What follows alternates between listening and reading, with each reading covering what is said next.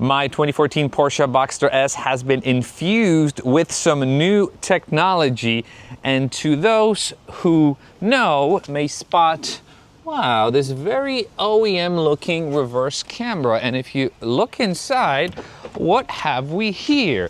We have a full length screen with Apple CarPlay.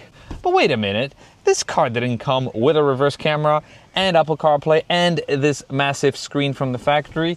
That's right, it did not, but I retrofitted it because when I first purchased the car, I couldn't stand not having a reverse camera and also not having a screen that allowed me to display my Apple CarPlay.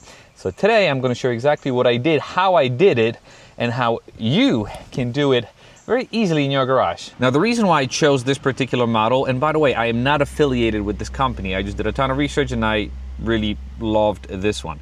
You've got this full screen. It is very, very responsive. It matches in terms of plastics quality. It matches the OEM trim. You've got these buttons here. I am not using almost any of it because I am only interested in Apple CarPlay and a reverse camera. So speaking of which, Apple CarPlay can be accessed by going here to CarLink, and it's connected. By the way, this is a fantastic book for any of you interested. Amazing audiobook. And you've got your Apple CarPlay, 3 rows of Apple CarPlay. How cool is that? It is extremely responsive, just like any other Apple CarPlay, and the screen quality is fantastic. Contrast is great, and as a driver, you can easily see the screen even when you have your phone mounted here. It barely blocks it. So this is the perfect solution for your older Porsche. Now let me start the car and show you what else I did, because I also hardwired the reverse camera. So when we put the car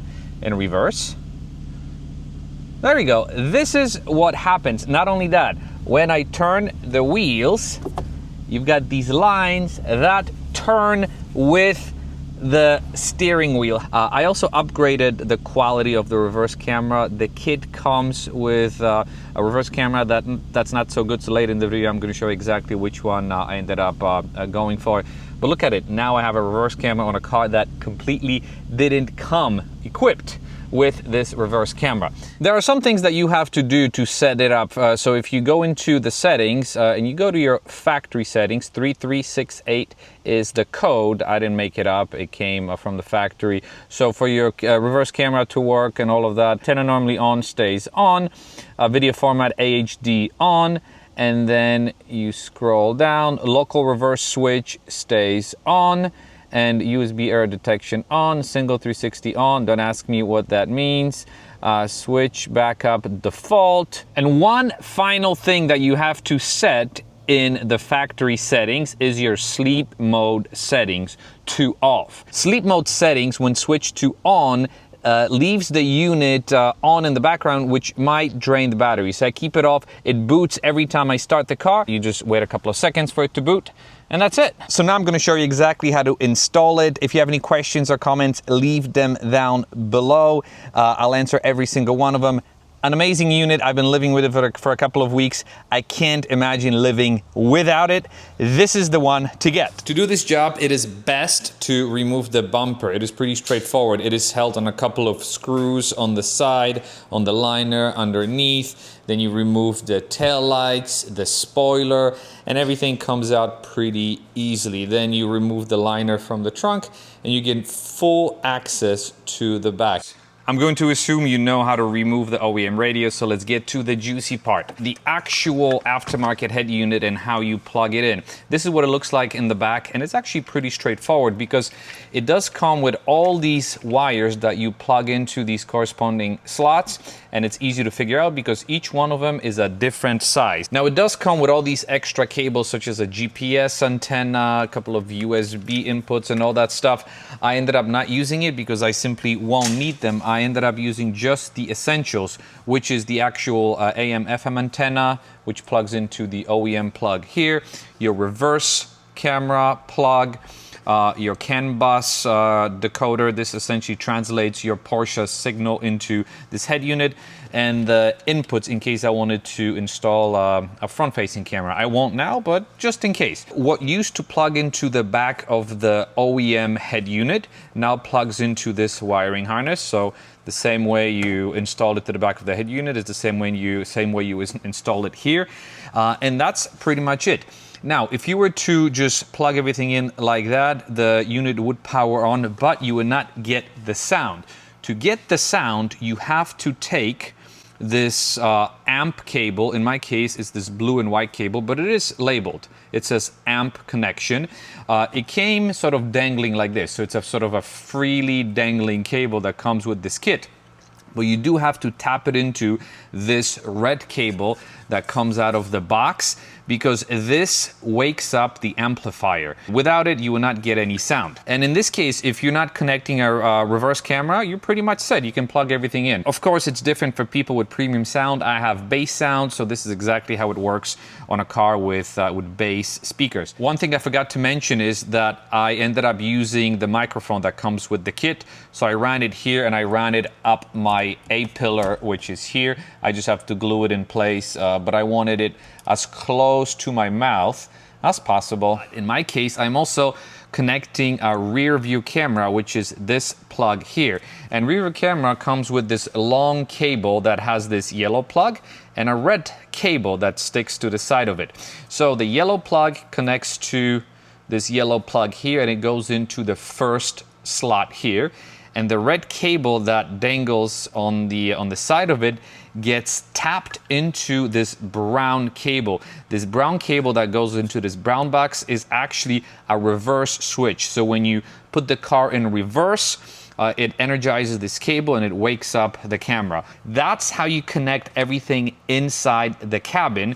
There's a lot more connections that you have to do in the back with the rear camera, but this is pretty much it when it comes to connecting everything. As you can see, it is pretty straightforward. So if your Porsche is a coupe, you can just run the wires through it very easily and call it a day. If your Porsche is a convertible, it's a little more complicated. In my case, I have a Boxster, so it is fairly complicated to run the cables through it, because you have to put the roof in service position. I almost had to do it, except the fact that I remembered that the previous owner had this very crappy radar detector hardwired when he first got the car. I've disconnected it when I first took possession of this car, but I left some of the cabling in with the intention of using it as a snake, and that's exactly what I did. So I took some of the paneling off, essentially starting with the speaker cover, the bottom trim, side trim. I peeled off some of the backing to give me access to the area where the old cable went in. And then I simply wrapped the video cable around it, and I pulled it from the trunk until it came out on the other end. So I got really, really lucky. Now, if you have to do it yourself, and obviously you don't have a snake, you do have to put the roof in a service position. There's an excellent video online on how to do it. I'm going to link it for you, because you will absolutely need to do it. Otherwise, you won't be able to run the wire. In my case, I didn't have to do it. I got lucky because I was able to snake the old cable through, and now I've got a properly snaked video cable going from the head unit all the way to the back. The other end of the reverse camera cable is this, just like in the front. So you've got the yellow and red, and then you also have the camera that comes with the kit, which has a red plug and a yellow plug, and you also have this additional power plug, which has a black end and two cables, red and black. So to hook everything up, you connect yellow to yellow, then you connect black to red, and then you take this red cable that's coming out of the camera cable, and you connect it to only the red cable that comes out of this power plug. You leave the black one dangling. You will not be using it. So you marry the two red ones together, and you take them and you tap into the reverse light cable, which in this case is this blue and black cable that comes out of this loom. Now you can do it exactly in the back of the reverse light, but in my case I wanted to go kind of straight to the source, which is here. So I tapped into here, and that will give you power to the camera and you will get your rear view camera. In my case also, I ended up upgrading my rear view camera to something that looks a bit more OEM and that has higher quality, because the one that comes with the kit is very, very much aftermarket looking, and I just simply didn't like it. So I wanted something that looks a bit more OEM and something that installs easier by simply drilling a tiny hole to the bottom here, and it will look absolutely OEM. It also comes with this new cable. This cable looks exactly identical in the back of the head unit. In here it's actually easier because it only has one plug that it plugs into here, and the only tap that you use is a red cable. So you still tap into the blue and black, but you are only using this red cable that comes out of this loom, and this will give you power to this aftermarket rear view camera.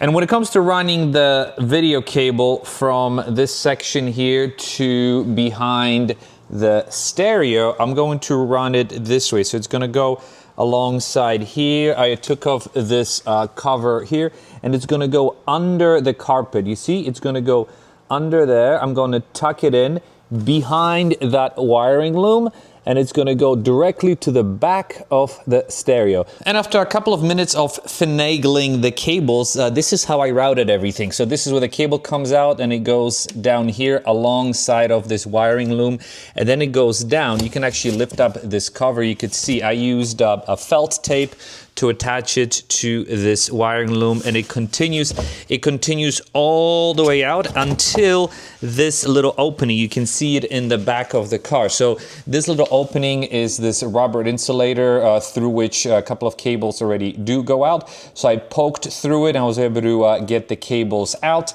I tapped into the cable here, and I left the camera connector here just so it's easy for me and whoever's servicing the car to spot the connectors when the bumper is being removed. So that way you're removing the plug for the reverse lights. You can also spot the plug for the camera, and also you can easily spot the plug, or rather the wire that's tapping into this the power source. From far away, it looks very, very clean, and I'm super proud of it. It is now time to mount the actual reverse camera to the bumper, and it sort of sits like this. So I'm going to mount it in between the license plate lights. The cool thing is that the camera comes with these spacers, and they are designed to angle your camera any way you want it. You can position it flat, you can position it at a smaller angle or more of a bigger angle. And when I talk about an angle, I'm talking about when this is sitting at the bottom of the bumper. Do you want the camera to sort of look out? Do you want it to point at the ground? In my mind, I think I would prefer to have it point at the ground the most, because I want to see how close I am to the ground, but I also don't want it to be too close. So I'm going to use the middle one. This is sort of the steepest one. I don't want to use the flat one, so I'm going to use the middle one. And the beauty of having this thing here is that I can also use it as a template to drill a hole. So knowing where the center is, I'm going to glue it here, and then I'm going to drill through this hole. Obviously, you don't want it to stick out all the way close to the edge. You don't want it to be super, super close to the license plate. You kind of want it to be in the middle. So I'm going to use my judgment, and you can use yours when you install it. But in my mind, it should fit fine here. All right. There's nothing left for us to do but to drill. And once we drill it on this side, from the inside, we will tighten it using this nut. Let's do it. Well, that was easy.